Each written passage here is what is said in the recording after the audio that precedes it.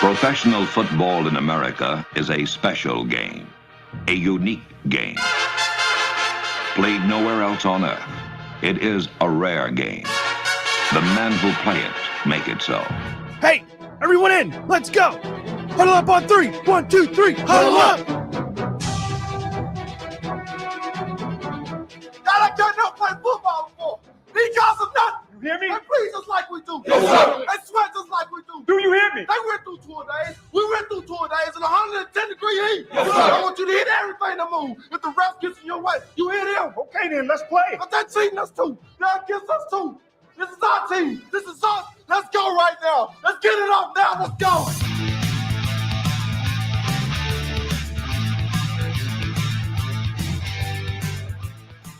Back-to-back, man. You do not see this in college football. But the Georgia Bulldogs bludgeon their way to back-to-back. Glory, glory, Georgia, as the fight song says.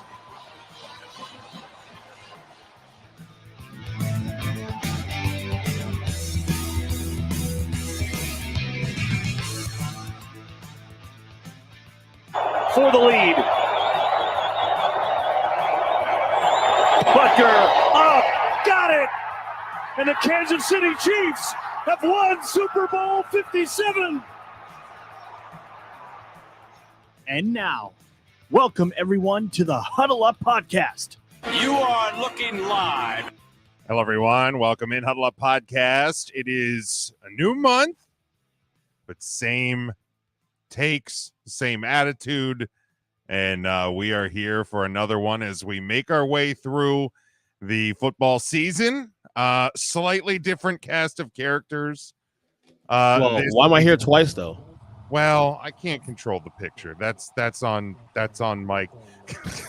It's Ernest is with us. Matt is enjoying the Phillies tonight. Come on. Game Kyle Nash is afraid to show his face here because the 49ers play the Cowboys this week. But I'll be joining him tomorrow on the Student of the Game report, or Student of the Game podcast, not Student of the Game report. That's your thing, EJ. Big. But Big Mac, Mikey B from the FKC Certified Fantasy Hour that you can hear right here on the Huddle Up Podcast feed, is joining us in place of the other cast of characters. So we are, he's currently mobile, so he'll be in and then popping out, and then we'll be back in once he is off the road. Mikey, I'm going to mute you, except when you're talking, you can unmute yourself, just so we don't hear this on the road. But Ernest, how we doing, my friend? Is it basketball season yet? God, what's that? What's the problem with Florida State? Aren't they? They're fine. They're fine for now. We'll see. Calm your tits, okay? Let's calm your tits. Mike, how you doing, my guy? We're good. We're good to be here. We're glad to be here. Playoff baseball has started, as mentioned. I want to throw up in a bucket because the Tampa Bay Rays suck wind. Go Orioles, win the World Series. Yes, sir. I can get behind that. Otherwise, I will try to do my best in tribute to both Matt and Kyle by dunking on the soul of Ernest E.J. Christian, by also allowing him to look like Mr. Woodchuck in the picture listed below. Good Lord. Yeah, if you're only on the podcast side, you should probably check that out on Facebook, YouTube, and Twitter, where you can find us each and every week live. You can also get us, like I said, on all podcast platforms. Get our merchandise over at tpublic.com. So please like and subscribe there. How are you doing, Jim? I'm good, man. I'm good. It was a little bit of a tiring day.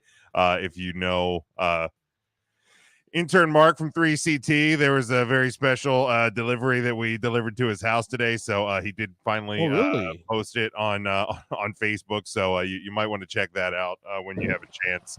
I actually just saw the post as I was getting in the car to leave, and I was like, that might be the greatest gift of all time. An early Christmas present for intern Mark, but my nearly 40-year-old fat ass is a little sore from moving a very large piece of concrete this afternoon. So happy early Christmas, intern Mark from 3CT. But yeah, otherwise, man, we're good. Orioles are in the playoffs. I'm learning all new things about playoffs in baseball and how it's dumb that they don't reseed in Major League Baseball, because that's silly. I've never had to worry about those things before.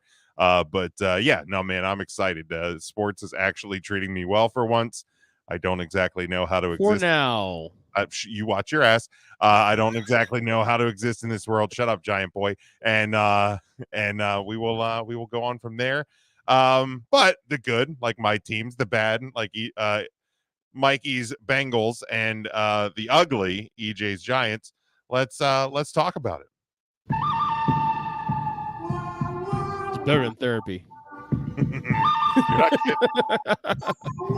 But you're not gonna find sympathy and encouragement in this, and that's fine. Believe me, I don't deserve it. They don't deserve it either. No, they do not. As we do each and every week here on the show, we discuss the good, the bad, and the ugly from the weekend that was. We will start with the good, as we always do. EJ, what was your good from this past? Well, my good actually is entertaining football this weekend in college. LSU Ole Miss. That was a fun game. That was a really fun game. If you dislike defense, yes, that was of course, yeah. Fun game.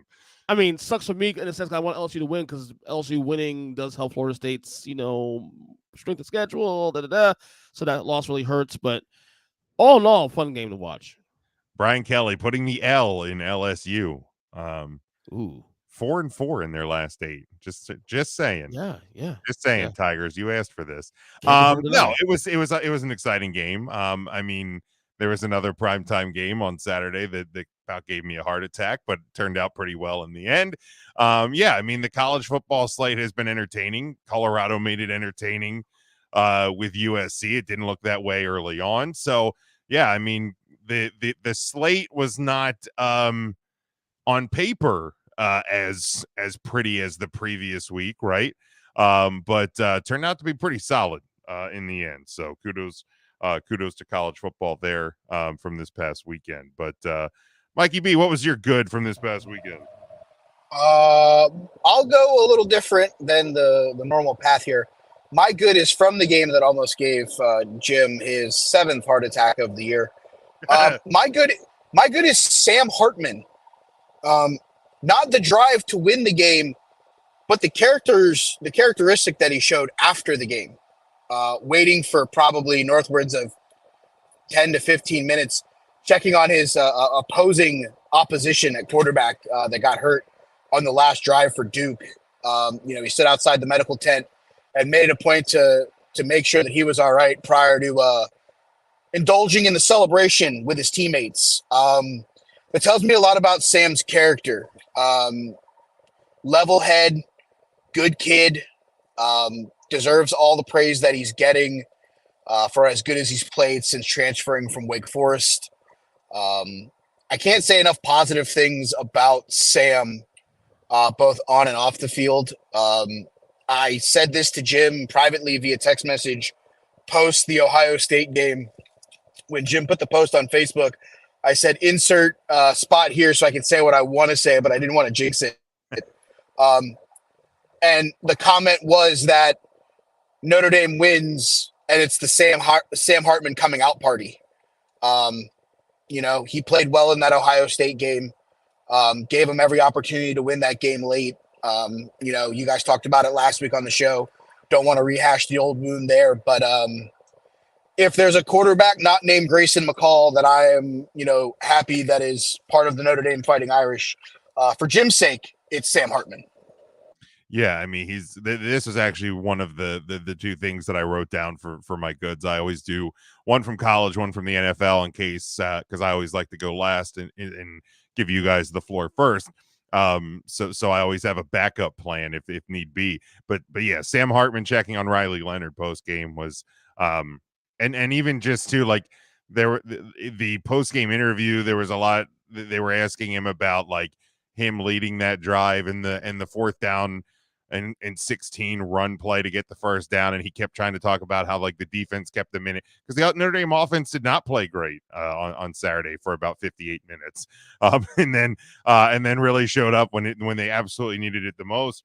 But yeah, the character of Sam Hartman, I think now he has 17 touchdowns or 16 touchdowns and hasn't turned the ball over yet. Knock on wood. We don't need that to start this weekend. But yeah, just an incredible start to his Notre Dame career, but by all accounts, a even better person. So it's been quite a year watching for the first time in a long time a really, really quality quarterback at South Bend. So yeah, definitely good to highlight that. My good that I wanna highlight. And despite the loss on Sunday night, I want to give a good to the New York Jets and not only the resiliency, but the unity on that team. Like the thing we heard all last week was that the locker room was starting to turn on Robert Saleh. The locker room was starting to really turn on Zach Wilson. Zach Wilson was given time on Sunday and looked pretty good. Like nobody's ever going to confuse him for Mahomes or Josh Allen or, any of the best quarterbacks in the NFL. But if the guy has time, he is not as bad as everybody wants to make him out to be. And he showed he can make some throws and put his team in a position. Now, granted, yes, he had the fumble late, led to the Chiefs' controversial final drive, and was taking responsibility on the sideline. And the thing that I liked the most was the team. Both sides of the ball, players on both sides of the ball were coming up to him and supporting him. All of the noise around the New York Jets last week, and look, we're obviously not in that room, but the actions of the players on that sideline and in that game, a game that nobody gave them any business being in, and they almost beat the defending Super Bowl champions. You got to give them credit. I don't know what the rest of this year will be. Obviously, I mean, at 1-3, things don't look all that great, but there's a lot of 1-3 and 2-2 football teams in the AFC that the Jets, if they can continue to play like they did on Sunday, I don't think that a run towards the playoffs, I'm not going to say to the playoffs, but towards the playoffs is completely out of the question. No, I mean, I agree with that. I think the major takeaway when you talk about the Jets in this game against the Chiefs, the offensive line protected well, like you said. The defense didn't let that game get out of hand. That's going to be the formula for the New York Jets for the rest of this season. It's going to be rely on that defense to keep you in ball games.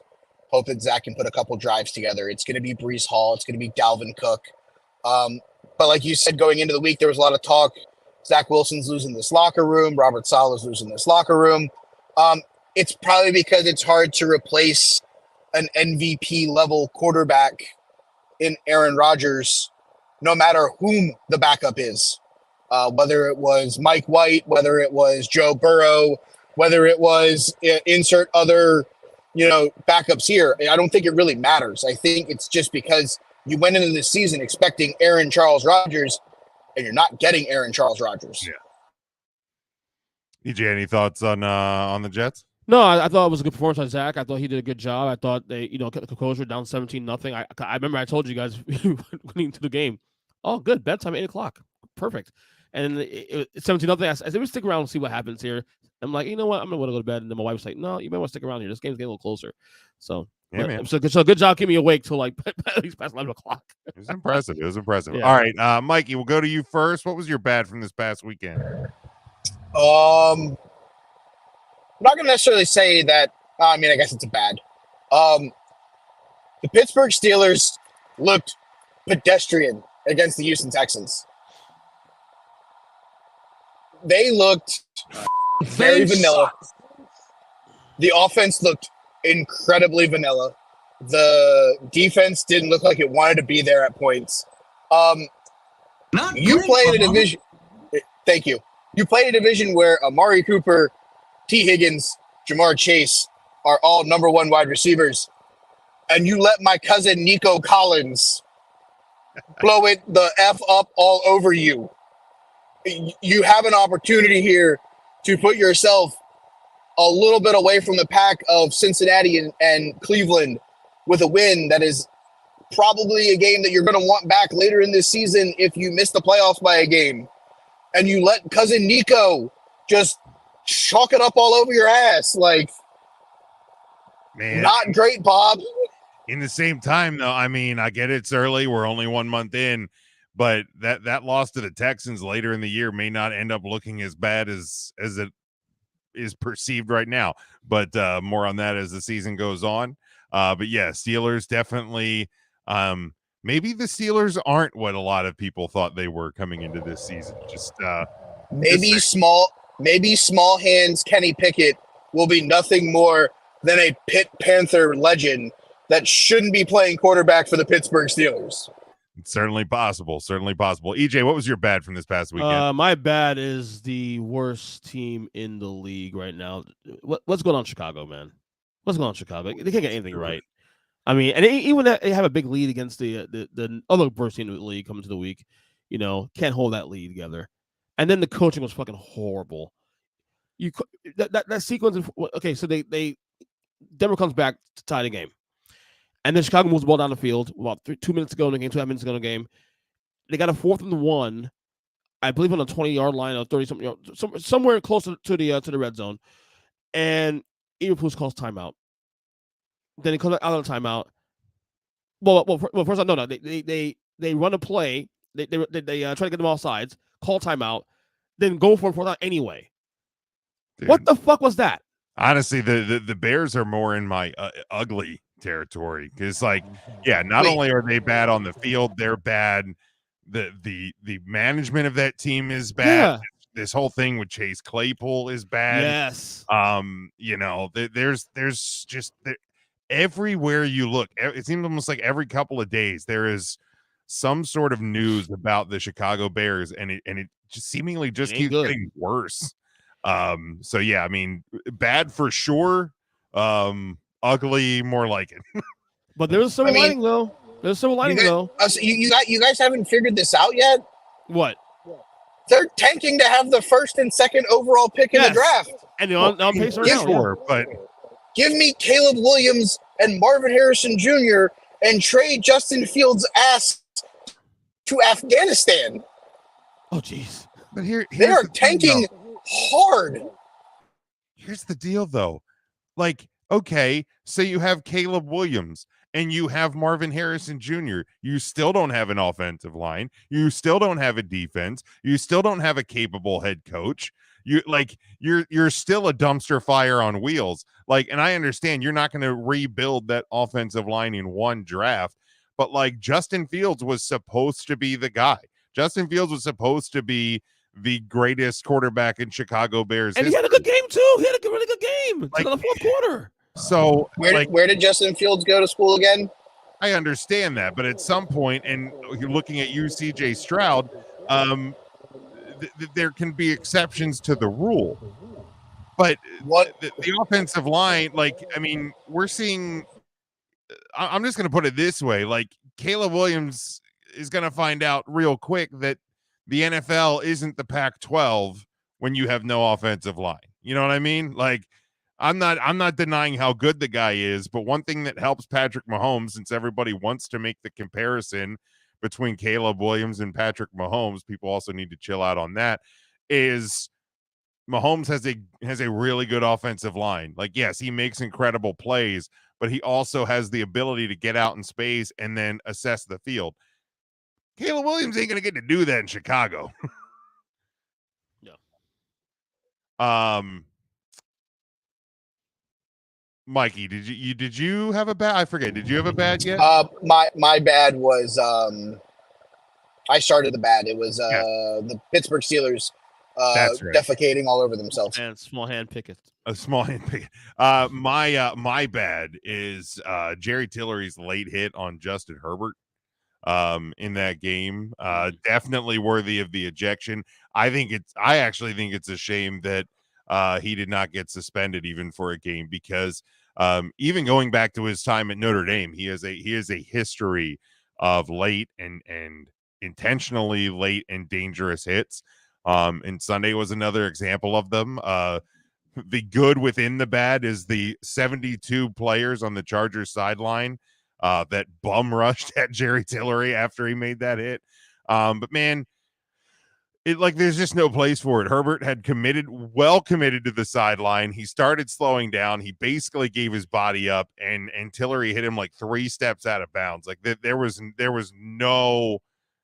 no question, no hesitation, none of it. It was a malicious and dirty hit. And there's definitely no place for it. All right, let's go to the uglies. EJ, go to the what was your ugly from this past weekend? Okay, it's time. Let's have the seance here. Let's get it out in the open now. Let's talk about it. Is it basketball season yet? Like seriously. 77-9 in the first half through 4 games. Brutal, dude. The Giants are outscored bad. 79. They look 2022 Coach of the Year Brian Dable found out that the NFL is fucking hard. Look, they look unprepared. The sad part about the last night's game is they were still in that score wasn't indicative of the game. They were actually still in that game. Take away the pick 6, take away the fumble deep in the end zone. That's a game. Yeah, and that says more about the what the Seahawks are than it says about what the Giants are. I mean, look. Geno Smith did get hurt in that game. He did get hurt in that game, right? But look, Drew Lock had a big play in that game too. So I mean, it's what it's look. Yeah, that's a bad beat when you're giving up big plays. His bottom line, man. His bottom line. We can't have history about whether or not they should have kept this. Should have franchise Daniel Jones, not franchise sake, the whole 9. Look, this is a fucking mess. The season's already over because they're 1-3 right now. They come down here in Miami. They're losing that game because the Dolphins team just lost to Buffalo. Good luck with that. God bless you. Then have to go to Buffalo after that. God bless you. Not good. I mean, 1-5 at that point. Yeah. So the season's already over. Trade Danny Dimes for Kyler Murray right now. Jesus. I don't know. See, the thing with Daniel Jones, like, yes, he is part of the problem, but that offensive line was fucking god awful last night. God awful. Yeah. I mean, 10 sacks, almost 11. The biggest problem with Jones is, and it's been something that scouts have said for a long time, defensive players have said, analysts, like he stares down where the ball is going to go. Yeah. Like you can't fix that at the NFL level. Like if it's not corrected by now, you're not going to fix it. So that's just, unfortunately for the Giants, that's who Daniel Jones is. And I don't see how you're going to be able to trade that deal. I think it's just going to be a situation like EJ, I know you talked about when the deal was signed. The Giants are going to get out of this contract after next year. Yeah, which they will. This year of suffering, you're going to have next year of suffering, and then you can move on. Yeah, and then that's it. So you just you do what you can for the next year and a half, see what else you can do, and then go from there. I mean, it is what it is. You made a poor choice, and now you move forward. So really, I think if you're the Giants, like what you need to do for the remainder of this year and going into next year and through next year is rebuild that offensive line for whatever quarterback comes next. They brought back Justin Pugh today. I saw that, man. I'm like, well, welcome. I haven't seen you in a little while. Yeah, it's a bad beat all around. You can see the frustration. You can see the frustration with Brian Dable throwing tablets, trying to talk to Daniel Jones. It's a comedy of errors with the New York Giants. And you love it. I love every second of it. You're damn right I do. Remember when they benched Eli Manning and stopped his record streak for Daniel Jones? No. That was Geno Smith actually. Oh, even worse. Even worse. That was Matthew.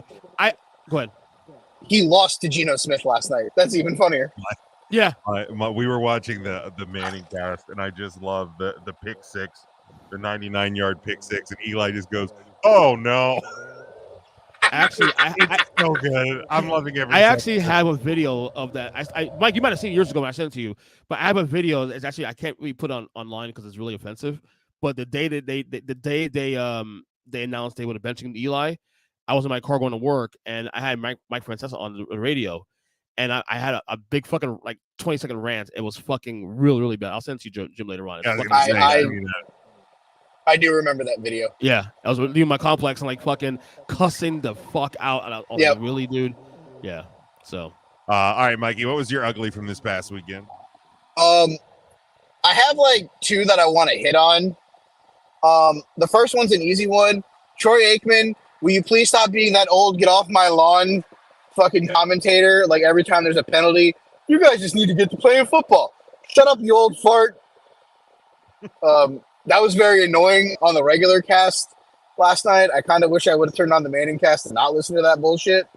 The other ugly that I have, we talked about the 10 sacks that the offensive line of the New York Football Giants gave up.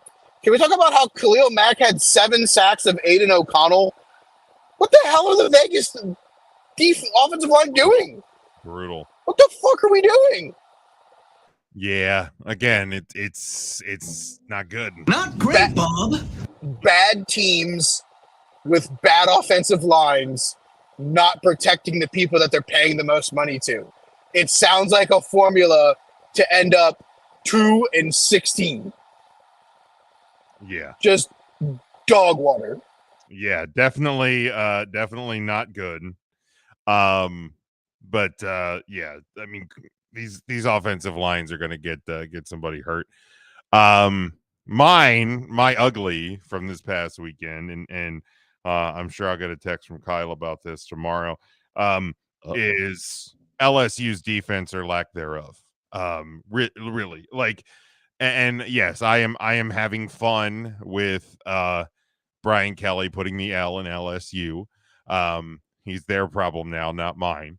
And yes, Kyle, it is possible to both recognize what he did for Notre Dame, but also be glad he's no longer at Notre Dame. But you have a lot of really good players on the offense for LSU. Jane Daniels has the potential to be one of the better quarterbacks, probably top quarterbacks in college football. You have obviously you're playing in the SEC, one of the most recognizable SEC schools. Ton of talent on offense. But you can't stop anything on defense, and it's now costing you twice this year. It cost you at times last year. Again, they're 4-4 in their last 8. That's a growing problem, and that's going to be a problem that gets Brian Kelly ousted in LSU. Like Notre Dame gave that guy a lot of time. You're not going to get that luxury at LSU. So I thought him and LSU were family. They are family. But you know, I love that bite. I'm sorry, I love that you bite. can have bad relationships with your family, and that's what they're gonna have. That's what he said.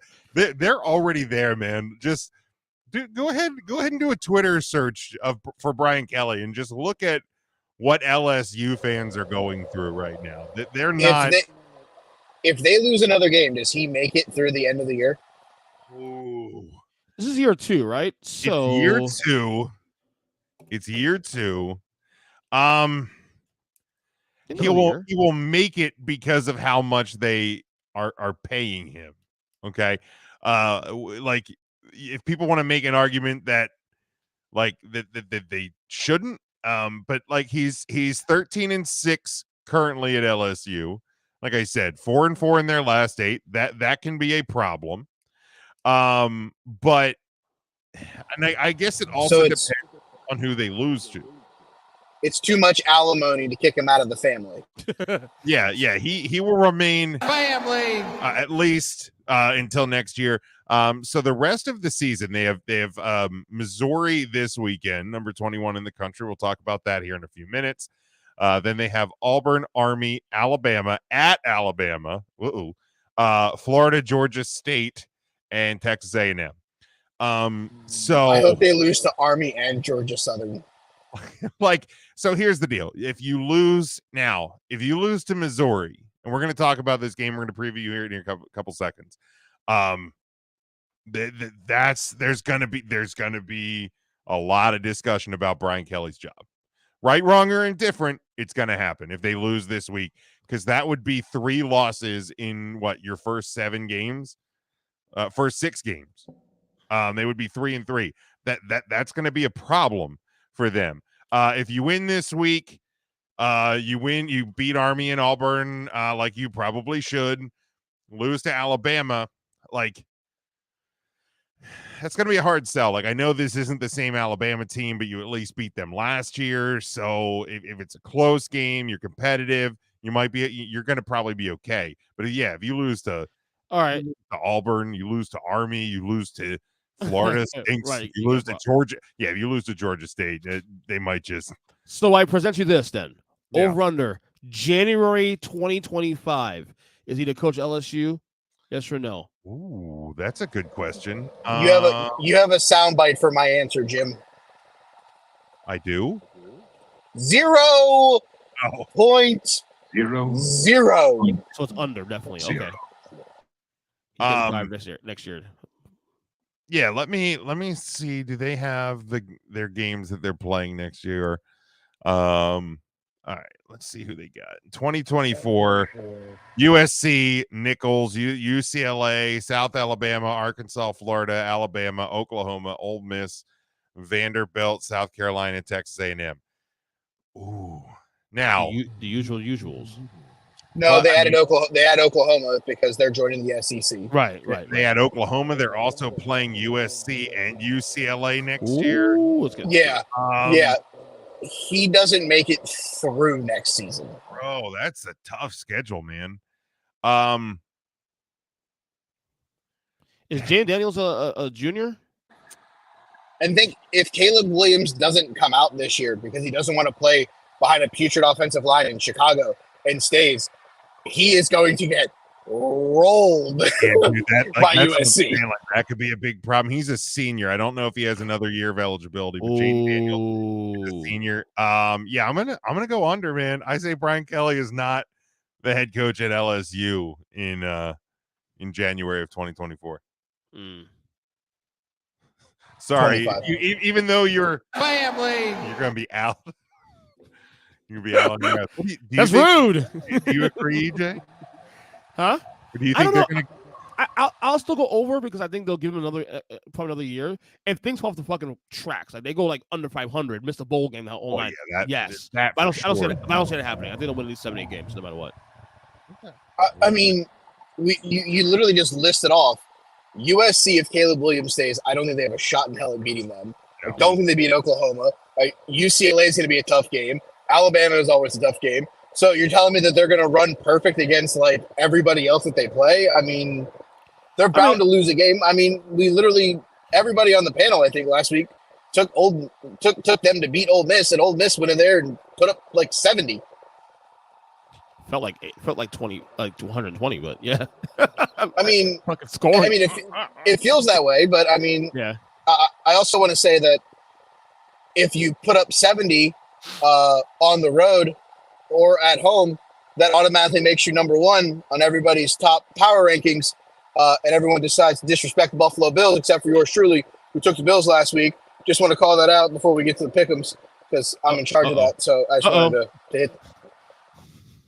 Yeah, I feel like you went full Kyle there. All right, let's get to the college football. I felt that soon in the game spirit.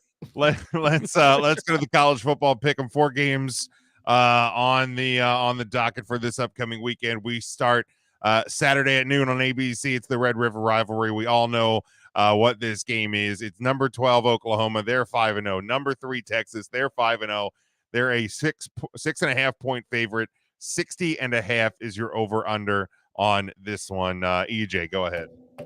All right, give me Texas to cover, and I will take the over on this one. I was going to say, man, are you? I am not thinking about the under on this. Right, I'm it's not. The Big 12, baby. Yeah, I'm not sold on Oklahoma just yet being a playoff-ish team. So give me Texas to cover. Now, if they win this game, obviously we have something to talk about next week. But for now, there we go. All right, Mikey.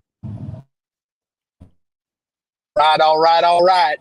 Give me Texas in the over, baby. We went straight with Connor. All right. Matt has Texas. He didn't give me the over-unders on that. We might have to collect those from him later. But Matt has Texas winning this one. Yeah, I'm not going full Joel Klatt.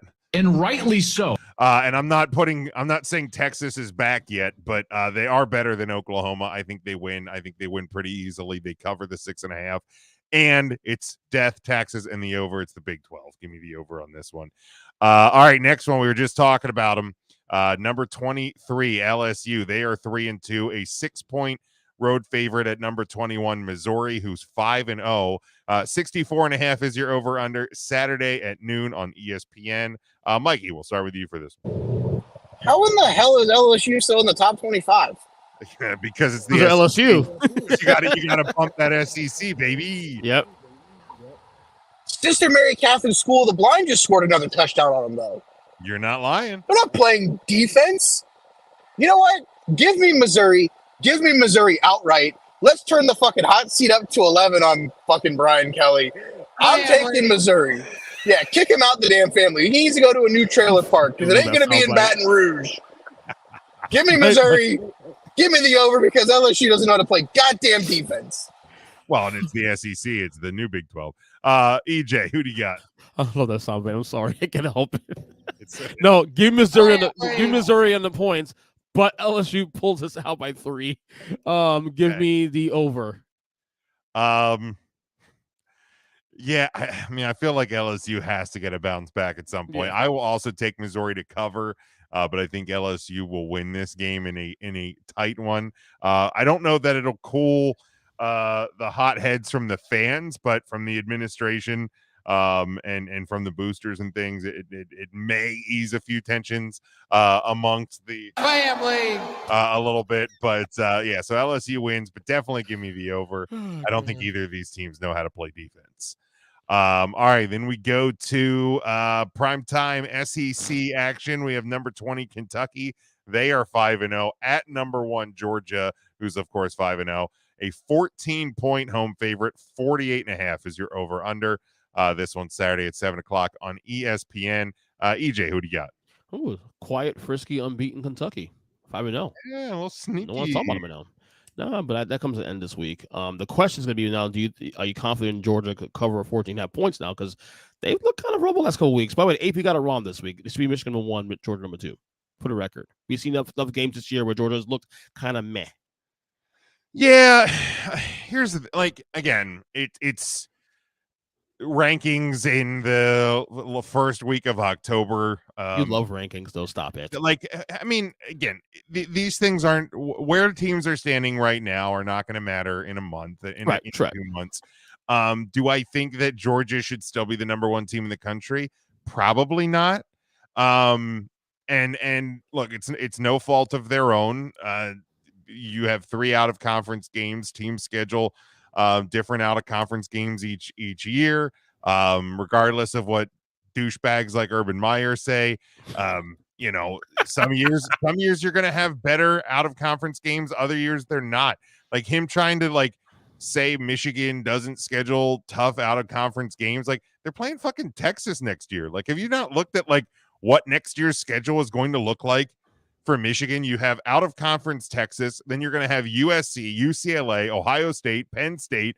Urban Meyer. Well, apparently Urban Meyer, I also saw before I came on, is potentially a target for Michigan State. So they can go for one piece of shit. God, I hope so. I want to see him go to Michigan State and get rolled every fucking year by Michigan.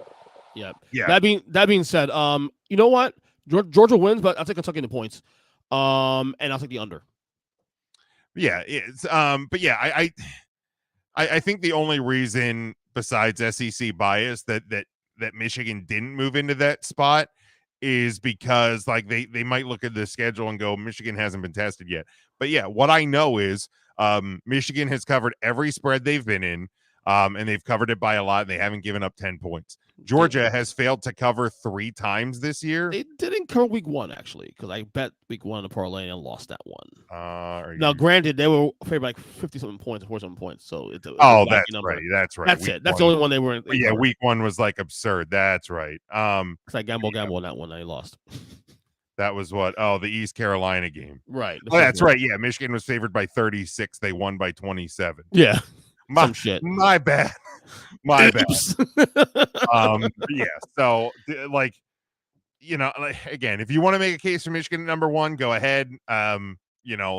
They've looked better against different competition. Georgia has not looked clean. What I know about the teams in the top 10 is I feel like any one of them is capable of winning against any of the other ones from what I've seen so far to start this year. So even if you give me, and I'll hit the button, Homer, like even if you give me Notre Dame versus Georgia, if Notre Dame plays their best game and Georgia plays like they did last week, I'll give Notre Dame a shot in that game based on what I've seen. If Notre Dame plays the game that they played against Ohio State, against the game that Georgia played last week against Auburn, Notre Dame wins. Yeah, I'll agree with that. So that's what I like about college football this year is it doesn't feel like, and again, we're sitting here in October. Things can obviously change when we get into November in the playoff. But sitting here at the beginning of October, it feels like it's up in the air for anybody, and I love that. All right, so EJ, you said you have Kentucky covering and the over. Yeah. No, Okay. under. Sorry, under. All right, Mikey B. What is the point total again? Oh, yeah, sorry about that because we went on a long rant. Georgia is a 14-point favorite. 48.5 is your over-under. Give me the boys in blue. Give me the Wildcats. I think this game comes down to a late field goal by the University of Georgia to escape 5-0 Kentucky. I will take as Ernest likes to so elegantly put, slight over. Right. Yeah, man, I like Kentucky to cover in this one as well. I think Georgia's going to continue to play with fire. We will see if it at some point burns them. It could be this week. Gotta be honest with you, Georgia has like 2014 FSU vibes. You know, when they're national champions, and the next year they kind of skate by a lot of wins here and there, and then they get fucking blown up in the fucking playoff. Yeah, and so it obviously remains to be seen. I mean, Georgia's done that thing every year where they play down to competition at times. I think it's been more egregious so far this year. And yeah, we'll see if it comes back to bite them. Could be this weekend, honestly. If it was at Kentucky, I would be more apt to call the upset. But I think Kentucky covers here, and I will also take a slight over. I think Kentucky can score. Georgia might have to match that. I feel like this Georgia team, though, is the proof that life after Stetson Bennett. I mean, when you have to get a new quarterback ready on the fly, it's like, hey, we're the two-time defending national champions. It's kind of the TCU argument that I made when Colorado beat them. Yeah, you beat the team that played in the national title game last year. That's cute. That's starting 3 new offensive linemen, a new running back, a new quarterback, 4 new guys on the defensive side of the football, and are probably having 2 new coordinators. I mean, this Georgia team gets a lot of leash because they're two-time defending national champions. But Stetson Bennett isn't walking in and putting a helmet on with the UGA logo on the side. I mean, this Georgia team playing with fire is because they don't have a guy like Stetson Bennett sitting in the middle of that huddle saying, hey, guys, wake the fuck up. Yeah, absolutely. All right, and last one in college. Let's see, Matt had Georgia. Matt had Missouri. I think it's pretty obvious who Matt's going to pick in this one. It's number 10 Notre Dame. They're 5-1, a 7-point road favorite. At number 25 Louisville, who's also 5-0. 54 is your over under on this one. Saturday night, 7:30 Eastern time on ABC. But rest easy, Notre Dame fans. It is not Kirk Herbstreit on the call. It is Joe Tessitore and company. So we don't have to listen to that Buckeye honk for another 3.5 hours. Mikey, we'll start with you on this one. Death, taxes, and Sam Hartman. I love it. Give me Notre Dame. They roll. They finally get the offense back on the mojo from the first couple weeks. They've played some really tough defenses the last couple weeks. I think this one they roll. I think they roll easily. I think Sam Hartman has a day. Give me the Irish and give me an over on the point total. Awesome. Yeah, they also get their top 2 receivers back, who were both a late injury scratch on last Saturday night at Duke. Gave some young guys. Oh, really? Yeah, gave some young guys a chance to shine in that game.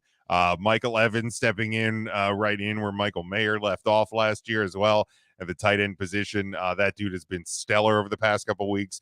But yeah, Notre Dame gets their top 2 wide receivers back this week. That should certainly help in this one as well. EJ, we'll go to Yeah, you. I was gonna take Louisville until you said that. Now I'm gonna take Notre Dame to not Notre Dame wins regardless. But I was Louisville on the points, but I'm gonna take Notre Dame to cover now with that last stat I said. And give me under. All right. Yeah, I think, I know I said that I thought Notre Dame could come out and hang 20 plus on win by 20 plus on Duke last week. That was before 2 late injury scratches to their top 2 receivers. I think something awoke in Sam Hartman and this Notre Dame offense towards the end of that game. They haven't been perfect the last couple of weeks, playing 2 very tough defensive teams. Mike Elko, a former Notre Dame defensive coordinator, now the head coach at Duke. They're building something there. I mean, yes, Kyle, I can already hear you screaming, but it's the SEC. But certainly that they are looking like they're becoming one of the better teams in that conference, whatever that means. But I think this could be a week where Notre Dame looks like they should. I think they win big. So I'm taking Notre Dame, I'm taking the cover, and I'm taking the over as well. All right, let's move to week 5 in the NFL. Hard to believe we're already through the first quarter-ish of the NFL season. Bye weeks start this week. So shit. Mikey, I know you guys will probably be covering this in the FKC Fantasy Hour, which you can hear on the Huddle Up podcast feed and on the Huddle Up YouTube channel. But bye week start this week. Browns, Buccaneers, Chargers, and Seahawks. 2 of those teams probably could use them more than the others. But we will start with this game. It is Sunday, 1:00 on Fox. The 2-2 Texans travel to the 2-2 Atlanta Falcons, who are, inappropriately with the records in this game, a 2-point home favorite. 41.5 is your over-under. Mikey, I'll start with you here. If you've listened to a single episode of FKC Fantasy Hour, you know that I am not a Desmond Ridder favor. I think he's got awful. CJ Stroud picked apart a pretty good Pittsburgh Steeler defense on Sunday. We talked about that in my bad. I'm not picking against him now. Give me the Texans. Give me the Texans outright. The Texans may hit the over by themselves with as bad as Atlanta's looked. Plus, Atlanta is traveling back from overseas, right? Yeah. Yes. All right, cool. So they don't get the bye week like every other team has. So this will be the first time that we see a team traveling back from Europe, not having the bye week and coming out looking probably lethargic. Last year there was teams who didn't get the bye week after the London game. Well, that's right, because they keep having them in week 2 for some fucking reason. I'm not picking Desmond Ridder. If they had 1 week off, 3 weeks off, your week off. Give me the Texans and the over. All right, EJ. How long before Ridder gets benched for Heineke? He won't, because Arthur Smith's a moron. I'm not so sold on that. There was already questions asked this week. I said Heineke should have been the starter from the very beginning. I said it on this show. I'm just saying.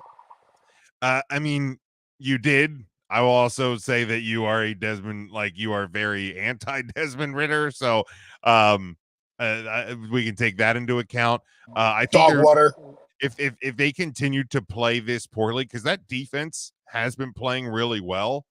And if you start, because that division's still pretty tight. I know the Bucks are 3-1, but Saints are 2-2, I believe. Falcons 2-2. There's still room for the taking. If Desmond Ridder continues to be the reason that this team loses, if they lose this week against the Texans, they lose again next week, there's going to come a point where you can't ignore that anymore. And they might be kind of forced to make a change. And the thing is, too, also you also don't want to lose the season too. You have 2 teams going opposite directions right now. Houston won 2 in a row. Atlanta's lost 2 in a row. The division is still for the taking. So you don't want to lose momentum either. So that you have that as well too. That being said, this is a stay away game, honestly, as a better.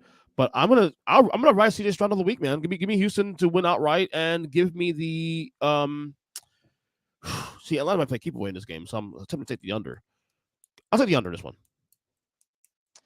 Is that because you also still have Houston in your bottom 5? More on that later. Oh, Sorry, I tried to pull out my Kyle Nash because I you've Houston dunked on fucking Houston all year. No, no, Houston.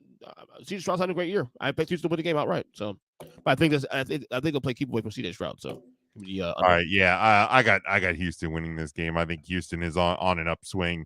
Obviously, we'll talk about power rankings a little bit, but part of me almost wanted to put Houston in that 10 spot because, like, I feel like the first 9 we know it's just a matter of placing the top 9 teams. Like, I feel like 10, 11, 12, there's just a big jumbled mass of who the hell is actually the number 10 team. And I think it's too early to put the Texans there. I want a little bit larger sample size, but this team is definitely they are definitely on the rise, and they are definitely exceeding early expectations without question. CJ Stroud looks to be the real deal, the exception to the Ohio State quarterback rule. So yeah, I'm taking the Texans to win outright, and I will take I'll take the under. I don't know that the Falcons are going to score many points this week. All right, next game we have the 2-2. This is going to be a theme, at least in these first 2 games. The 2-2 Tennessee Titans at the 2-2 Indianapolis Colts, who are a 1-point home favorite. 42.5 is your over under on this one. 1:00 CBS. EJ, we'll start with you. The Frisky Bowl, 2-2. Give me. Wow.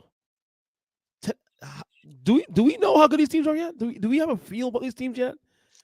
No. Like Tennessee, we kind of idea like who they are, but week to week they surprise you. One week they beat the Chargers, they beat the Bengals, and then they'll lose to the fucking So I don't know. The trust factor to take Tennessee here, but Indy's been really, really solid this year, man. Who do you trust? First off, stay away game. Let's start there. Betting wise, absolutely. You know what? Fuck, I'll take Tennessee straight up. And I will take a slight over. Slide over. 42.5. Right? All It's right, 42.5, right? Yes. Okay. All right, Mikey B. I will take the opposite of Ernest EJ Christian. I will take the team that quarterback I trust more, which is Anthony Richardson, because I trust him more than I do Ryan Tannehill. Because I think Derrick Henry. I see what you did there. That's good. I saw that. That's good. Thank you. That's I good. think Derrick Henry has as many passing touchdowns as he does this year. I will take Indianapolis, and I will take an over, because I truly think that this is going to be Derrick Henry runs it in, and then 3 plays later, Anthony Richardson throws like a 45-yard touchdown. I think that's going to be the game. It's just back and forth between them. Certainly could be. Certainly could be. Yeah, I like the Colts over the Titans. I just the Titans are going to win games that they probably shouldn't, but they're also going to lose games that they should probably win. And I'm not even sure that this week is a game that they should probably win. I feel like the Colts are emerging again, similar to the Texans. They're arriving earlier than we thought they would arrive. That seems to be a problem for the where the hell have they gone from last year, Jacksonville Jaguars. So the Colts and Texans are making noise. I think the Colts, like the Texans, moved to 3-2. So I have them winning, obviously covering the 1 point. And I will, for similar reasons to Mike, I will take the over as well in that one. All right, then we move to the AFC North, a classic battle between these 2 rivals. You have the 3-1 Baltimore Ravens. They are currently, now I say that currently, we are live for those that could be catching this after the fact. This is on Tuesday night. So if we learn more about this Kenny Pickett injury and what's going to happen there, sounds like he's probably going to be out, but they haven't confirmed it yet. It says a bone bruise. Yeah, so he's probably likely to miss a week or 2. But currently the Ravens 3.5-point road favorite at the 2-2 Steelers. 38 is your over under on this one, Sunday at 1 Eastern time on CBS. EJ, I'll go to you. So I think there's a guess here because Pittsburgh plays this week and then have a bye week. So my guess is they'll probably not start him this week, give him a bye, so give him an extra week off, and then have him come back the week after that. So that being said, Trubisky or whatever the hell his name is. Yeah, that guy. Give me Baltimore to win this game. But give me the under as well too. I know it's a low one, but if Trubisky's playing, then yeah, this could be a very low under. All right, Mikey B. I don't care if Small Hands plays or not. I don't think they're beating Baltimore. So yeah, I'll take the Birds, and I'll take the under because Trafrisky or Trabersky or Minneapolis, Minnesota isn't going to play well enough to score. Okay, this is pretty cool. We don't do breaking news. We don't do breaking news. We don't usually talk about other sports, although the Phillies currently leading 3-0. The ESPN is creating an NHL version of NFL Red Zone called Frozen Frenzy. It'll occur on October 24th, the night all 32 NHL teams play.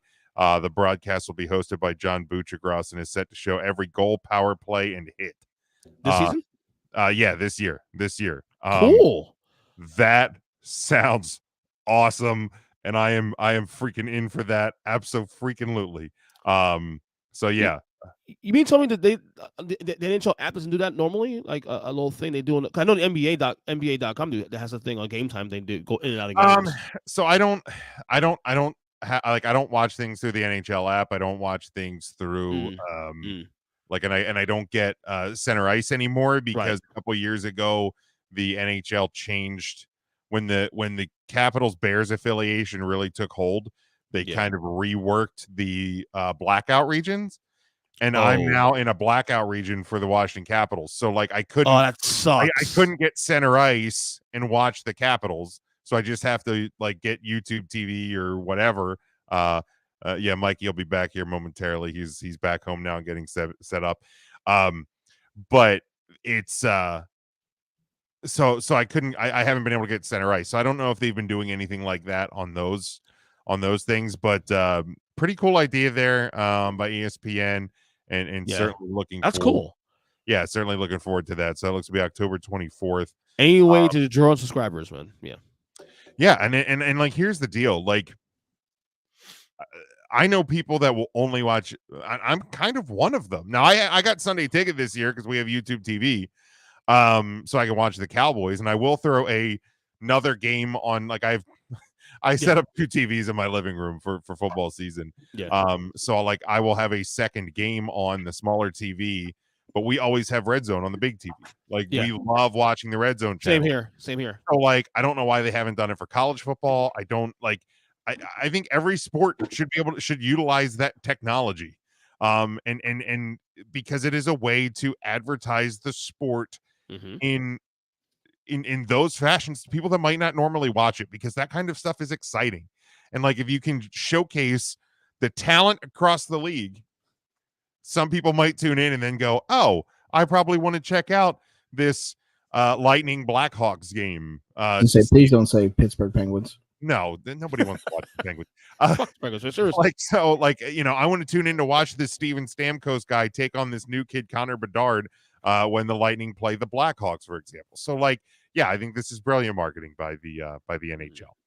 All right, I did not give my pick yet for the Ravens Steelers. I'm going to take the Ravens cover 3.5. If we do find out Pickett is definitely not playing and this line moves, I would probably still pick the Ravens in this game. So give me them to win. I will especially if Trubisky is playing. I will certainly Trubisky or whatever the hell his name is. I will certainly take the under on this one because I think the Steelers are going to find it even harder to score points than it's already been this year. All right, and then lastly, and this is part of the reason that I will be on the Student of the Game show tomorrow night with Kyle, who's not with us here tonight. So make sure you check that out. It will be live on the on this Huddle Up Podcast YouTube channel and everywhere else. Kyle does his shows and on his podcast feed as well. So make sure you are subscribed and paying attention to that. But Sunday Night Football, the 3-1 Dallas Cowboys travel to their old arch nemesis, the 4-0 San Francisco 49ers, who are a 4-point home favorite. 45 is your over under. This one Sunday night, 8:20 Eastern time on NBC. Mikey, I'll start with you for this one. In honor of Student of the Game Kyle Nash, I said I was going to sit here and dunk on Ernest EJ Christian. Bang Bang Niner Gang. Give me the San Francisco 49ers because I can't let the two Cowboy homers Way out of line. be the. Where? We're looking at you, Mr. Woodchuck. One of your 3,737 teams that you root for. Don't worry, I did the math for you. We're cutting it down. We're cutting it down. We're cutting it down. Yeah, number 1, this one. Number 2, that one. So, yeah. All right, EJ. Oh, by the way, I'm taking the over. I just said Bang Bang Niner Gang. I'm taking the Niners in the over.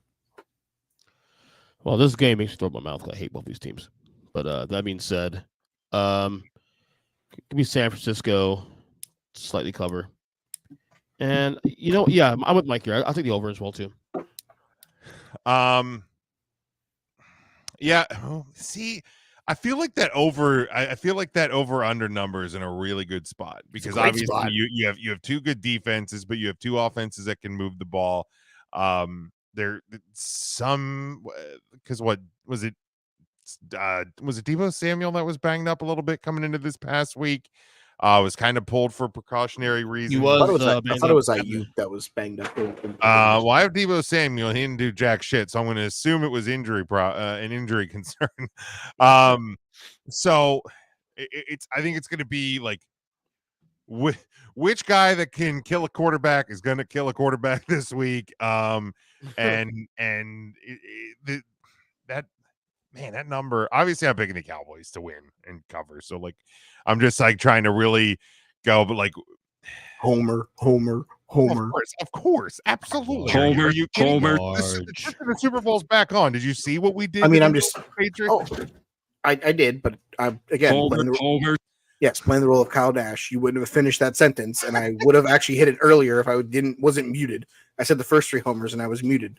I mean, we just handed the Bill Belichick, the greatest coach in NFL history, his worst loss of all time. Super Bowl's on, baby. Let's go. Homer.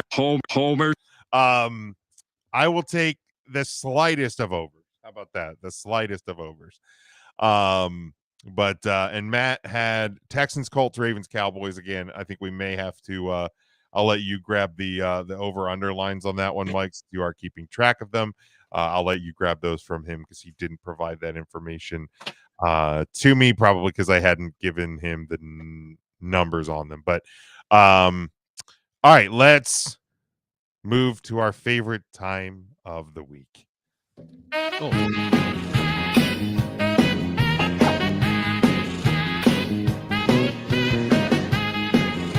EJ, that is the whitest dancing I've ever seen, and that's me talking. Mikey definitely thrown in the Kyle Nash effort. I will give him that. I told Mike looked right, but no, he's good. So as we do every week, we look at EJ's rankings again. For the graphic on the screen, look at the right side first. Hold on. I'm blocking the other side. Wait, it's gold. It is gold this week. This is my way to make sure I don't accidentally do. I'm going to change the color between blue and gold each week, so I don't accidentally do that thing where I put up last week's rankings again, like I did the other week. This is Florida State gold, right? Of course. Shut your ass. EJ, read the right side. Joe Buck yourself of this list first, my friend. All right, 28. We got the Raiders. 29, the Giants, because fuck you. 30, the Broncos. 31, the Panthers, and 32, the Bears. This is my exact bottom 5. There we go. This is my exact bottom 5. I almost wanted to put the Giants at 30. I did too. But the Broncos almost lost to the Bears. Yeah. I can't. I just. The Denver Broncos. You won, but did you? Did you really? So, yeah, I have obviously no issues with this bottom 5. Michael? I did put the Giants at 30. Okay. Yeah, I don't think there's going to be a lot of debate there. The Giants. No, I think these are the right 5 teams to be in the bottom 5. It's whatever your order is. It's Chicago, and then it's everybody else. I would say that if you don't have the Bears last, you're wrong. Okay, like you're wrong. It's a dumpster fire. And be wrong in your wrongness. It's okay. Yeah, if you want to put the Broncos at 30 and the Panthers or the Broncos at 31 and the Panthers at 30, or the Panthers at 31, Giants at 30, and Broncos at 29, like I'm not gonna argue about it. But yeah, these are the 5 worst teams in football. I would have the Raiders at 28 because I feel like this game against the Chargers you have to kind of throw out because Jimmy Garoppolo didn't play. And they didn't protect well for Aiden O'Connell. Like I said, right. Khalil Mack having 47 sacks in that game. I do not think that the Raiders are worse than the Giants or the Broncos or the Panthers. So yeah, I think the Raiders in the list, totally happy with it. But yeah, I almost put in 28 Josh McDaniels on Raiders because he's a fucking dude, brutal. I have some friends that are Raiders fans, and I feel bad for them. Who would you say is 27?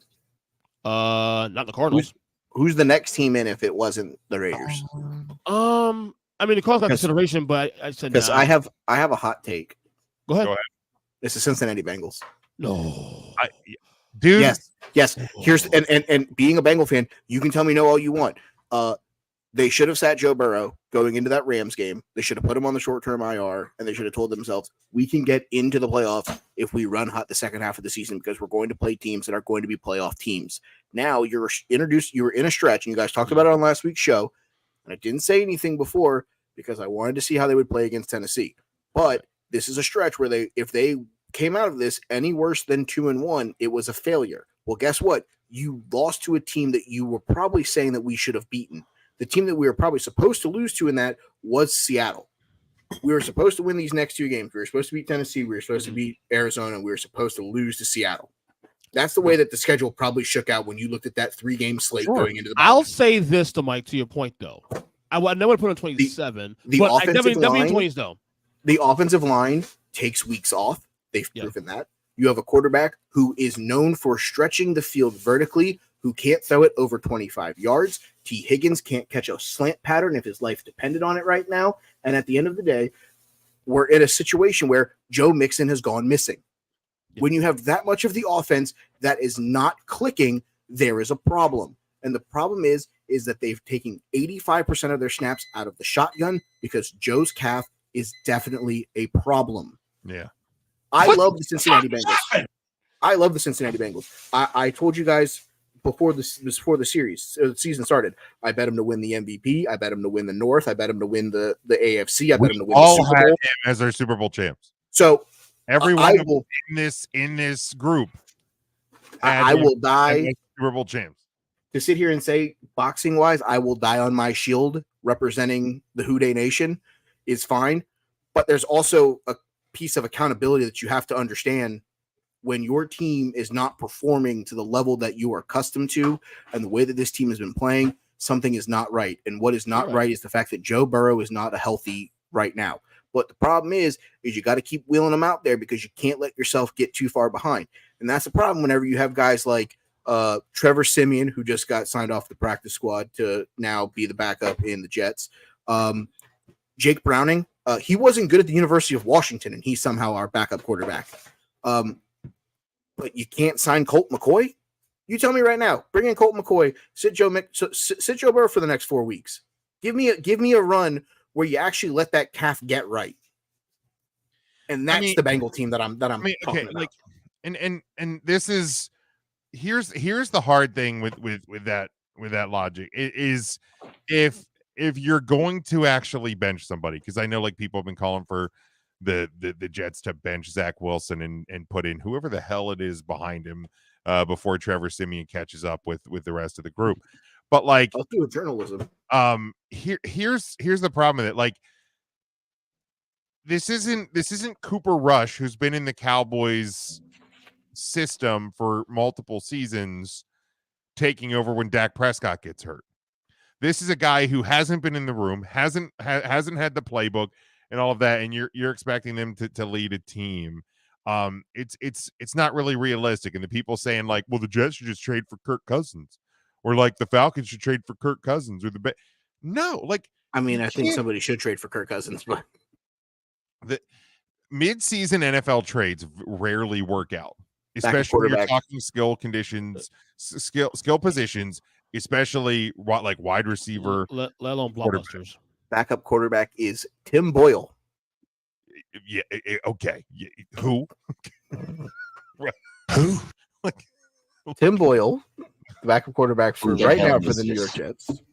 I mean, he is a 6'4", 232-pound, 28-year-old quarterback who played collegiately at powerhouse Eastern Kentucky. yeesh. So yeah, like it's a tough play. The only team that I would nominate besides Cincinnati might be New England. Because Mac Jones that's one. Yeah, stinks.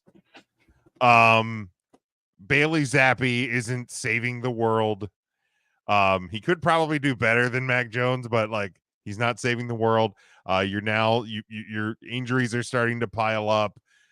Bill Belichick certainly showing age a bit. Like life after Tom Brady is not what he expected. It's New England stinks. So I would maybe say New England, but I'm certainly not going to argue with Cincy there. All right, EJ, let's see your top. All right, 10-1. Here we go. Number 10, the Bucks. Number 9, the Seahawks. 8, the Lions. 7, Ravens. 6, Cowboys. 5, Chiefs. 4, Dolphins. 3, Eagles. 2, Bills. 1, Niners. Honestly, 1 through 9 was easy as shit. 1 through 9 is easy as shit. Number 10 was a challenge. That was last night I went to bed with the Jaguars number 10. And in this one I realized that, you know what? Look, the Bucks are 3-1. Are they really a top 10 team really was all said and done? Probably not. But I gotta reward them for being 3-1, number 1. Number 2, the fact that they come up of a tough loss against the Eagles last week, bounce back the very next week on the road against a divisional opponent. There's gotta be some value there.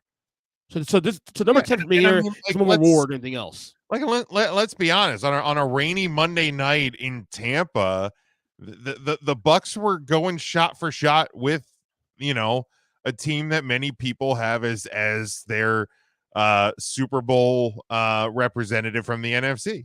Mm-hmm. So yeah, even when it was 27-11 or something, some weird ass score that it ended up being, the game at times was closer than it was. So like they're hanging in even with Baker Mayfield. Like again, nobody's confusing him for the second coming of Tom Brady in Tampa. Yeah. Nobody's confusing him for the best quarterback in football. But he's been efficient this year. Yeah, like he has.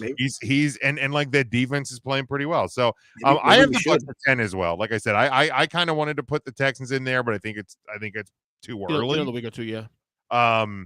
Now I will say this: I have the same top 3 as you do. Okay. I punished the Dolphins a bit more. I moved them down to 7, partly because they got their 7. Yeah. Partially because they got their asses handed to them.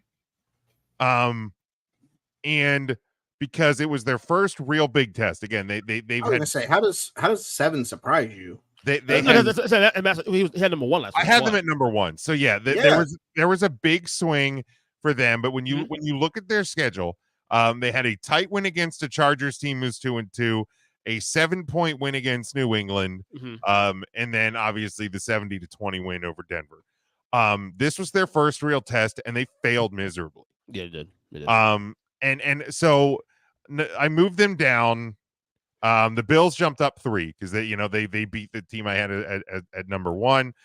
Eagles moved up 1. Chiefs moved down 1 because of the tight win there against the Jets.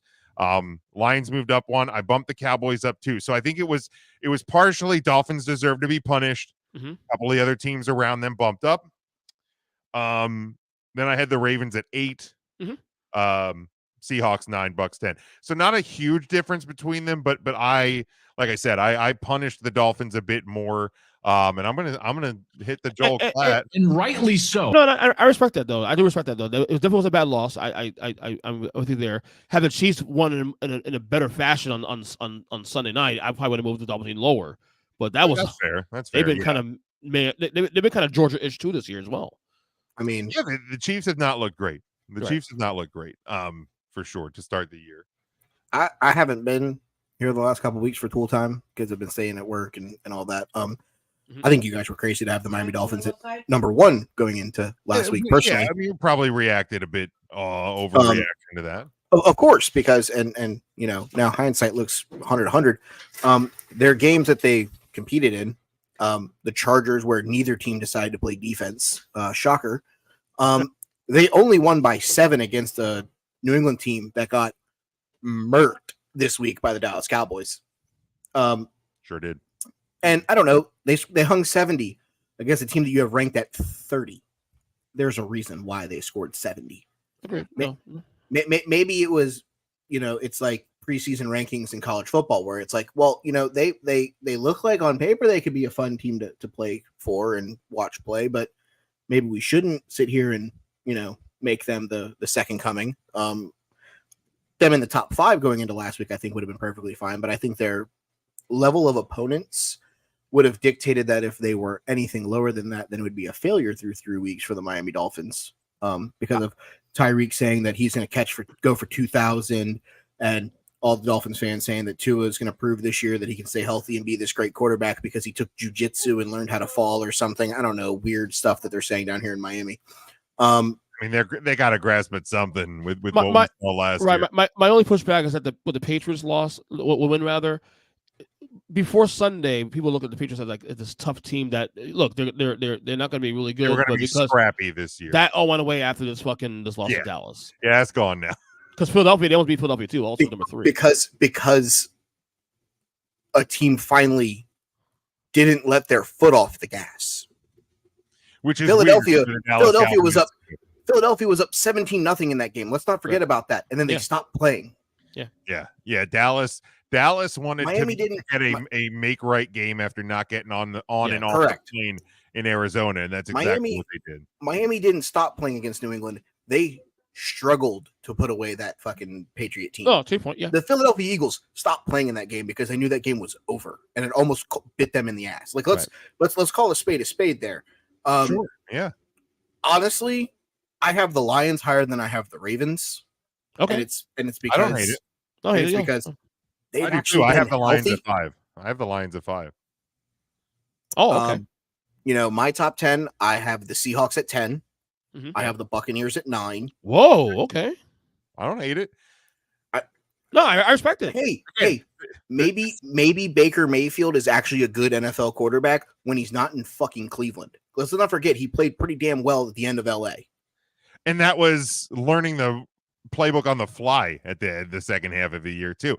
And not having Cooper Kupp. He also did it without Cooper Kupp. Well, right. This is why I said too during our previews that the Buccaneers can win 7 plus games and it could be in the wild card conversation. And we're seeing it now. They're going to win that division. They might very well do because they made the smart decision to not start Kyle Trask. Trask. Sorry, screwed that up. My bad. And here's the thing with Seattle, I don't necessarily hate it because, like we talked about a little bit ago, you take away a scoop and score and a 99-yard pick six. That game against the Giants, who stink out loud, is a heck of a lot closer. Correct. So, yeah, it wasn't a flashy win against a terrible team. So, yeah, nope. I don't hate it, Mike. I'm not going to argue with that for sure. So, I like I said, Seattle 10, Tampa 9. At 8, I have the Dolphins. At 7, I have the Ravens. At 6, I have the Dallas Cowboys. At 5, I have the Detroit Lions. At 4, the Kansas City Chiefs. At 3, I have the Buffalo Bills. At 2, I have the Philadelphia Eagles. And at number 1, bang, bang, Niner gang, because good luck stopping Christian McCaffrey this year, boys. But to your credit, though, you also wouldn't have the Dolphins number 1 last week either. So to your credit, it does make sense. No, they dropped a spot or two from where I would have had them. Right, exactly. I think they were in the 5 spot because I think the reality of the situation is offensively they are going to be able to keep up with a bunch of teams in the National Football League. But when you run into a team that plays decent to above average defense, they can't leave points on the field. And I feel like they did that at points in this game against Buffalo. So they didn't tackle at points. Stephon Diggs had a touchdown where he should have been tackled for a 3-yard gain and somehow tiptoed the sideline and went like 65 yards to the house. Yeah, and here's a point I want to make about the Dolphins too: is we're not going to find out truly their real identity for a little bit yet, because they have the Giants and then the Panthers. Those are going to be 2 easy wins that they walk through. Then they travel to Philly. Then they have New England. Then they play Kansas City in London. Yes, in London. Okay. Then they have the bye week. Mm-hmm. And coming out of the bye week, Raiders, Jets, Commanders, Titans, Jets again. Then they close out the year, Dallas, Baltimore, Buffalo. So there's gonna be a couple games, in between now and week 9 where we learn a little bit, and then we're not gonna know anything again until towards the end of the year. So what you're telling me is to turn off local sports radio down here in Miami, because when they win those meaningless games against Sister Mary Catholic School of the Blind, Southwest Georgia Tech, and like Pahokee, we're literally going to sit here and go, they're going to the Super Bowl like we did going into this game against Buffalo, until they go to England and get mollywhopped by the Taylor Swifts and get murked by Dallas and Baltimore and Buffalo again of the worlds, and they finish like 12-4 and somehow or what is it, 13-4, and still somehow have a shot of winning the division late in the year because they play nobody. Yeah, to your point, I think this loss is very humbling, because that was what you're saying there. That's a lot very true. Living in this market too, a lot of excitement. I mean, I get it, but this is the reality check. You have a good team, yes, absolutely, but to take that next step, you can't let what happened in Orchard Park happen. You can't give them free touchdowns, which is what you did at points in that game. Mm-hmm. Let me say that though. Stay in Orchard Park real quick, because I think Mike included here. We all have concerns about the Bills going forward, at least coming to the year, about whether or not the Bills are where are they at in the pecking order of the AFC, and even the Jets loss, we look bad. Even the 2 wins against the Raiders and the Commanders, yeah, cool. They're Sister Mary the Blind, the whole 9, but then they beat the Dolphins at home. Has that win sort of calmed the waters now for the Bills in your eyes, you guys? What I'll say about the Buffalo Bills is this: my biggest criticism of the Buffalo Bills over the last couple seasons, and is documented on this show, is that they don't finish games. Mm-hmm. They'll get up big and they'll just kind of go through that we got them deal, and then they piss the game away, and sometimes it hurts them. Sometimes they barely scrape by, and then they get into the playoffs and they realize, we can't do that here. And then they lose. They didn't give up on this game. They finished this game against the Dolphins. So for their first big test of the year, they passed with flying colors, and they did the thing that I have criticized them that they don't do. Now, as I say a lot of times on this show, and you guys can call me a fence sitter or whatever the hell you like to call me, but I'd like to see a little bit of a bigger sample size with it. Mm-hmm. Mm-hmm. Like, this was a good thing. I have the Bills at number 2 this week. I think they've earned that spot this week. But I'm not going to automatically say that all is right with the world in Buffalo because they finished off a game against the Dolphins that, as the evidence has proven, maybe we don't know exactly who the Dolphins are. Safe to say that it's pretty much one tier San Francisco and then everybody else right now. San Francisco's been the only team through 4 weeks has been the most consistent, dominant all the way through. I would put Philly on that. I wouldn't put Philly in the dominant. I wouldn't either. No. I still would. Nope. I still would, because I feel like while you look at certain games, looking at you, the New England Patriots, and looking at you, the Washington Commanders, maybe it's also because other teams have played them also tough, and I look at it from the perspective of, I trust them, to steal Ernest's thing. Like, I trust the 2 of them, and then I say it's everybody else. Like, you can put Kansas City on that tier, but Kansas City has already proven to you that they play down to their opponent. They did it against the Detroit Lions, according to some. Not me, because I have Detroit in my top 5. That's because the Detroit Lions are going to be a really good team this year. I believe me and Jim both took them to win the North. Yeah. Bold strategy, Cotton. Let's see how that one pays off. That's a wild card. It's a bold strategy, Cotton. Let's see if it pays off for them. And it's. I think the reality is the tier to me. It's San Francisco, it's Philadelphia, it's Kansas City.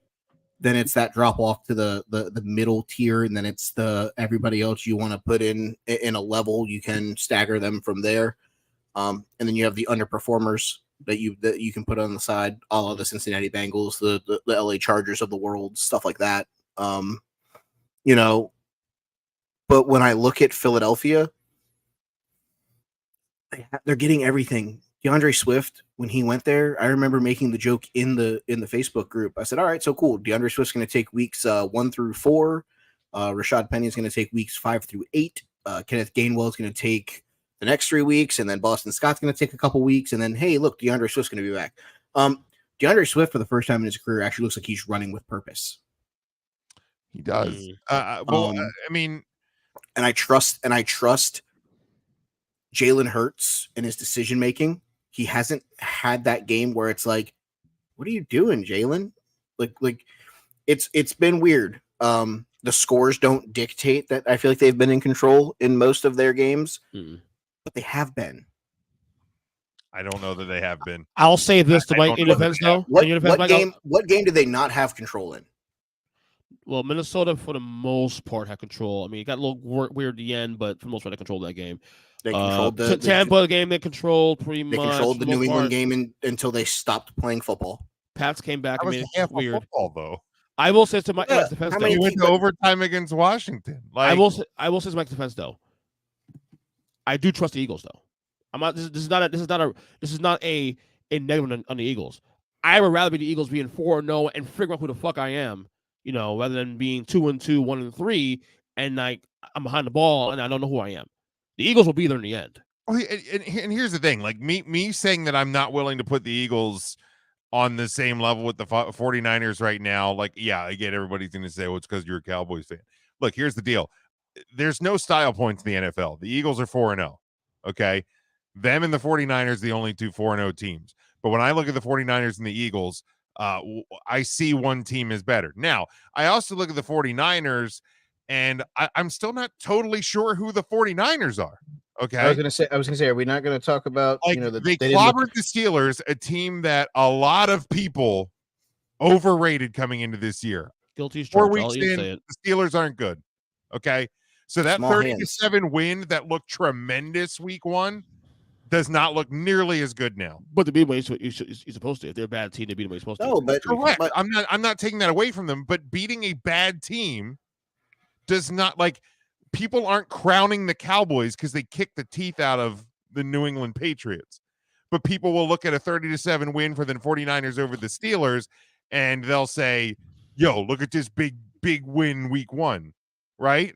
And then they almost lost to a team that everybody thought was going to be rebuilding in the LA Rams. Right. 7-point win against the Rams. That Giants game on Thursday night was still close-ish in the third quarter.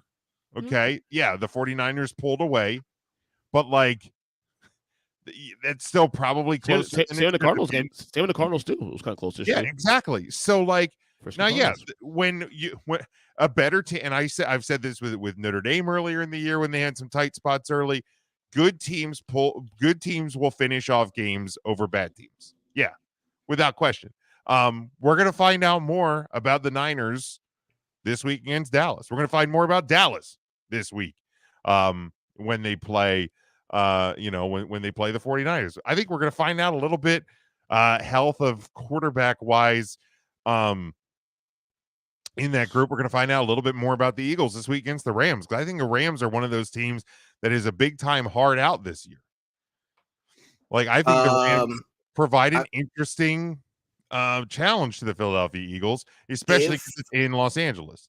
If Matt Stafford's hip does not keep him limited in that game, I will agree with that assessment. But if that hip is right, and that's if what that I'm hip saying. is bad and he's going to play through it, then he's kind of putting a target on himself. Probably going to win. But if the Eagles struggle to win that game, then again, I think some of my concerns about them are valid. Because I don't think they've been dominant in all 4 games. But again, they're 4-0. The Cowboys aren't. Other teams aren't. They're one of 2 teams still undefeated. So you can't take that away from them. I think they're still figuring out who they are with new offensive coordinator and stuff. But Yeah, I mean, I think it's a solid ranking. I think we're all pretty close, close on there. So I think we can close the book on Tool Time for the week, EJ. Yep. And then as we do each and every week, we look ahead to the weekend that is coming up. You better lock it up. You better lock it up. No, you lock it up. You lock it up. Lock it up. One thing that we think will happen this upcoming weekend. I did get Matt's from him. Let's see. Let me find it here real quick. He says the Giants will score a first half touchdown. It's a bold strategy, Colin. Wow. It pays off for That'll be a first. Yeah, I was gonna say I don't know that I'm going to sign off on that one, but there we go, Matt. Matt is locking that. Lock it up. All right. EJ, what's one thing that's going to happen this weekend? My lock is that this Sunday night I'll be very excited. Game of the week, Niners and Cowboys. Cannot wait. I have my bride to my right. I have the TV in my front here, and then to my left, I have my Twitter feed open, looking at Big Jim Sports and the EKG of Big Jim Sports. Bro, going through that Niners Cowboys game. I've been pretty fine with the Cowboys this year. Well, this is the week. This is the week. Oh, this is the week. This is the week. The lock is that I'll be entertained all the way through Sunday Night Football. The wifey, the game, Big Jim on the Twitter. I'm gonna make Mrs. Big Jim take my phone from me. Just so you don't get the amusement out of it. Damn it! I spoiled it now. You did. You're an idiot. I blame you. Mikey, what's one thing that's gonna happen this weekend? I'm gonna find a way to not watch Thursday Night Football. Who is it this week? Oh God, Bears at Commandos. Oh my God, that's. Oh my God. Yeah, that's straight up dog water. Not great, Bob. And they played last year too, also around the same time. So bad. Actually, my actual lock of the week. Let's go Texas. Texas wins the Red River rivalry going away. Quinn Ewers puts himself straight up in the Heisman discussion with a big game. Lock it up. All right. For me, and I like to go a little bolder with mine because EJ and Kyle like to tell me I don't make any bold predictions ever, which I don't even think is exactly true because I had the Lions in the playoffs last year. Just saying, it's not that bold. Well, yeah, that's all right. But my Jaximus Maximus leads the Cowboys to a win. Well, that's already going to happen. I don't need to lock. Okay. In. Whoa! Look at this guy. Are we shocked that I'm saying this? Maryland, the Terps, for the first time ever, it'll be their first win against this school. Maryland will improve to 6-0 when they defeat the Ohio State Fighting Ryan Days. God, I fucking hope so. God, dude. Like, I know it would like slightly hurt that Notre Dame loss, but fuck Ryan Day. Fuck his stupid painted hair. Fuck their fans. Let's go Terps, baby. Let's go little Tagovailoa. Fear the turtle, right? And let's go baby Tua. That's what I'm saying. But yeah, Maryland improves to 6-0. It'll be their first win ever. They're 0-8 lifetime against Ohio State. And they're not even ranked yet. No, and they will be after this week. I mean, they really haven't played anybody. No, right. No, to your point. I didn't realize they were fucking unbeaten. Shit. Yeah, they'll be 6-0 this week. All right, Mikey B, let them know where they can follow you. What are you doing? You can follow me on Twitter at They Call Me Burn. You can listen to me talk all things fantasy football related on the FKC Fantasy Hour right here on the Huddle Up Incorporated feed. You can also listen to me talk about baseball in South Florida, Sunny Days and Double Plays, a Palm Beach Baseball podcast. I'll have a show up later this week recapping the first 2 weeks of the regular season. Take 3 Wrestling, me, Jim, and Joe. Got a fun and interesting one lined up for this week. Fastlane preview, Etch in AEW, and sidebar. I know we don't talk about wrestling much on this show, but next Tuesday. So like, be prepared to watch this show and wrestling if you're a wrestling fan, because I think because of the NHL season, AEW is preempted. They'll be on Tuesday night next week with the debut match of the Cutting Edge Adam Copeland next week, or excuse me, the Rated R Superstar Adam Copeland. But on NXT, John Cena will be on NXT, and Cody Rhodes will have a major announcement next Tuesday. So a little Tuesday night war action from the pro wrestling company. So that it doesn't matter. You come to this show and let's watch us anyway. That's right. DVR the Yeah, wrestling. DVR that. We don't care. Come check us out. EJ, where can they follow you at? All right, I'm on Twitter at EJChristian7, Wrestling Podcast, across all podcast catchers. A lot of pods this weekend. Again, this week, I believe Mike and I tomorrow are going on the pod tomorrow night. So looking for that. Other than that, that is it. Great show as always, guys, and see you next week. Absolutely. You can follow me at Big Jim Sports, but make sure you are following along with the show at Huddle Up Podcast, Facebook, Twitter, TikTok as well. Follow those channels. Let people know, like and share the content on those. You can get your Huddle Up merchandise over at tpublic.com. You can get the link in the link tree on our social medias. You can subscribe to our YouTube channel. Tons of content on there. Every podcast ends up on there as like an like audio visual episode, plus these live shows, the FKC Fantasy Hour, bunch of stuff that Kyle's doing. You can also subscribe on the podcast side. We have all the content, not just this show. So plenty of stuff going on in the Huddle Up family. Hit the link tree in our bios. That'll take you to everything Huddle Up related. We appreciate the support as we plug away through this season. Until next week, I hope you stay safe, stay smart, and as always, go for the win.